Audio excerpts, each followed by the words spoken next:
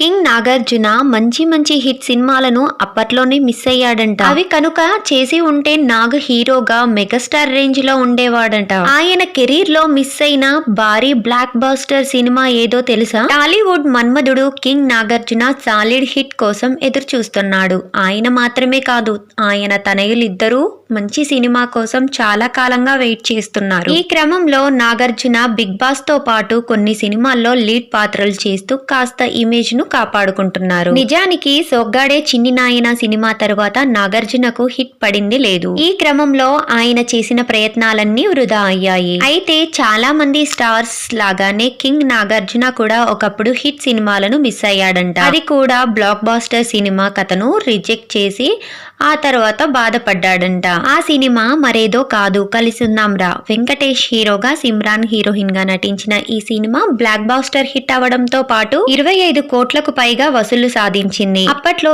ఈ కలెక్షన్ ఇప్పుడు 700 కోట్లకు సమానం. ఈ లెక్కన చూసుకుంటే కలిసుందాం రా cinema super duper hit block buster అయినట్టే. అప్పట్లో రొమాంటిక్ మూవీస్ చేస్తూ వచ్చిన నాగ్ పక్కా ఫ్యామిలీ ఎంటర్టైనర్ కావడంతో వద్దు అనుకున్నాడని టాక్.